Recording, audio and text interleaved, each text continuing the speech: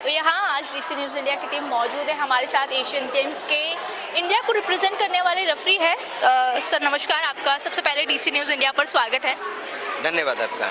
तो जिस तरीके से आपने कहा कराटे को लेकर वर्ल्ड वाइड बहुत ही फेमस होता जा रहा है ये गेम, कैसे लगता है, क्या कहना चाहेंगे आप इसके बारे में? कराटे तो अभी ओलंपिक गेम हो चुका है, तो टोक्यो में तो already as a medal event भी हो गया। और जैसे भी एशियन गेम्स है या साउथ एशियन गेम्स है, तो यहाँ हर जगह पे कराटे का इवेंट चल रहा है एज ऑफिशियल गेम में। और उसके साथ में जितनी भी यूनिवर्सिटी है, यूनिवर्सिटी के अंदर भी as a karate as a game है, और स्कूल गेम्स के अंदर भी है। अभी स्कूल गेम्स के मैचेस भी चल रहे हैं बारामती में। तो फर्स्ट टाइम महाराष्ट्र में ऐसा इवेंट आया है जिसके अंदर कराटे का इवेंट हमारे यहाँ पे आया है करके। कराटे जब कहा जाता है तो तुलना होती है थोड़ी कराटे की, योगा की, जिम की, तो आप क्या कहना चाहेंगे, मतलब बेटर कौन सा है और क्या मतलब क्या बोलना चाहेंगे उस पर?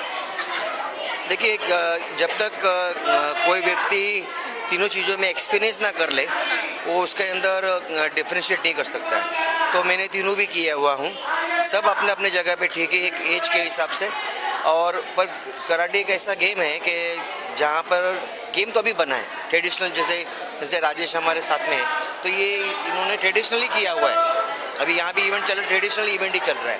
पर कराटे जो है एज ए गेम, ये और एज ए ट्रेडिशनल सीखने के लिए कराटे कोई भी एज वाला उस पर सीख सकता है। जैसे जिम में है तो एक छोटा बच्चा 6 साल का 8 साल का जिम में तो नहीं जाएगा, पर इसमें आ सकता है। जिम में तो एक लिमिटेड टाइम होगा, आपको बिना इक्विपमेंट के आप कर नहीं सकते।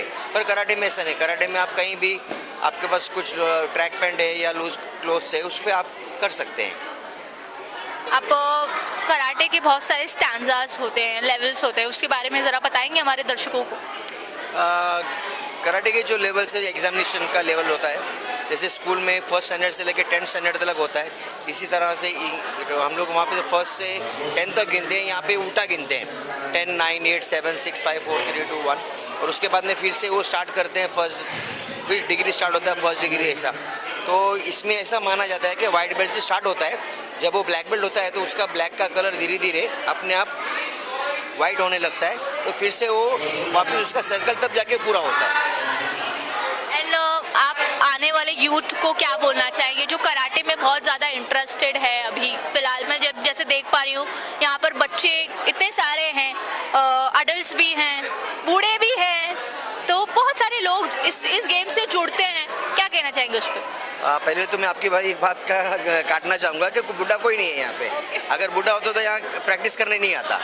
अभी आपने देखा कि 62 एज का भी वो यहाँ पे as a player, as a perform भी कर रहे हैं, फाइट भी कर रहे हैं, सब कुछ कर रहे हैं। इसका मतलब age is only the number. यही फ़र्क है हमारा कराटे के अंदर का। आम अभी अगर आप जनरल आदमी अगर 62 एज का देखेंगे तो वो बोलेगा बस मेरा हो गया, मैं रिटायर हो गया, मुझे घर में बैठने दो, मुझे हॉलीडे होम में भेज दो करके। पर कराटे में ऐसा कभी नहीं होता। अभी सैसे भी देखो कितना आप हमारे बड़े भाई हैं, तो हम लोग सब लोग एक्टिव है इसके अंदर। तो कराटे का यही एक सबसे बड़ा बेनिफिट है। आपने इंडिया को रिप्रेजेंट किया as a referee and Asians game में, तब आपको ऐसा लगा हो कि हमारे जो बच्चे हैं, इंडियन बच्चे, वो भी इसमें आने चाहिए और वो आ भी रहे हैं, उस पर कुछ कहना चाहेंगे आप?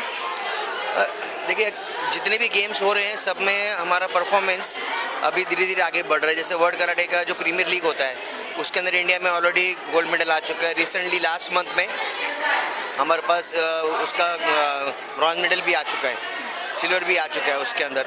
तो ये जो गेम है, गेम के अंदर इंडिया, हमारा प्लेयर्स काफ़ी प्रोग्रेस कर रहे हैं। और अभी recently sports authority of India और गवर्नमेंट ऑफ इंडिया, इन्होंने टैग किया है टारगेट एशियन गेम्स करके। तो उसका उन्होंने ऑफिशियली 1 मंथ का ट्रेनिंग कैंप भी लगाया है, सिलेक्शन भी कराया है। और हमारा जो फेडरेशन है, जो ऑफिशियल फेडरेशन है कराटे इंडिया ऑर्गेनाइजेशन, तो वो हर तरह से कराटे को ऊपर लाने का पूरा प्रयास चल रहा है सबका। और जितने भी बच्चे यहाँ पे कर रहे हैं, प्रैक्टिस कर रहे हैं, और जो पेरेंट्स अगर जो मुझे सुनते रहेंगे, तो उनसे मैं यही एक चीज़ का मेरा रिक्वेस्ट भी करूँगा कि आप बच्चों को अगर आपके फ़ोन में से निकालना चाहते हो, फ़ोन ज़रूरी है, पर उनको अगर निकालना चाहते हो, थोड़ा वक्त उनको स्क्रीन टाइम रिड्यूस कर सकते हो। यही एक तरीका है कि जिसमें वो कराटे का, देखो सुबह से लेके बच्चे यहाँ बैठे हुए खेल रहे हैं, कोई एक दूसरे को चीयर अप कर रहे हैं, तो फ़ोन से दूर है। तो ये बेस्ट आर्ट है कि जिसमें आप अपने बच्चों को डाल सकते हैं।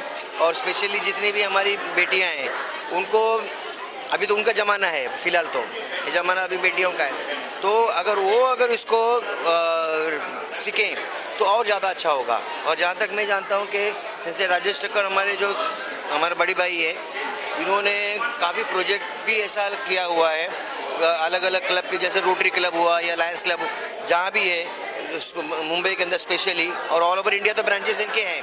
और इन्होंने तभी से ही ये जो फीमेल्स को, बहनों को, बेटियों को डेवलप किया है कि भी सेल्फ डिफेंस के लिए, तो काफ़ी इनकरेज करते रहते हैं।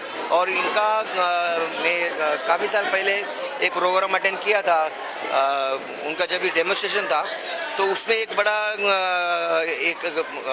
एकदम गजब चीज़ हुआ कि जो जनरली हम देखते नहीं कहीं पे, कि जो हमारा इंडिविजुअल परफॉर्मेंस है काता का, उसी तरह से उन्होंने काता और एक जो भरतनाट्यम, ये डांस, दोनों के अंदर क्या सिमिलरिटी है, यानी अपना आर्ट जो है वो खाली कराटे यानी खाली काता ही करते ऐसा नहीं, वो सिमिलर डांस के लिए साथ में भी सिमिलरिटी है। तो काफ़ी ऐसी चीज़ें हैं कि जो एक इन्होंने जो स्टैंडर्ड अप मेंटेन करके रखा हुआ है। आज आप देख सकते हैं कि एक यहाँ भी कितने बच्चे आए हुए हैं, एसी का जगह दिया हुआ है, खाने के लिए है, बढ़िया मेडल रहे सब, तो इससे अच्छा प्रोत्साहन और कोई नहीं हो सकता।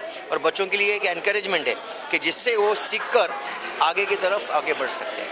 ये हमारे साथ ही एशियंस गेम में इंडिया को रिप्रेजेंट करते हैं, जो सेक्रेटरी। अभी के लिए बस इतना ही। कैमरा पर्सन थोड़ी के साथ में Divya D C news India, Mumbai.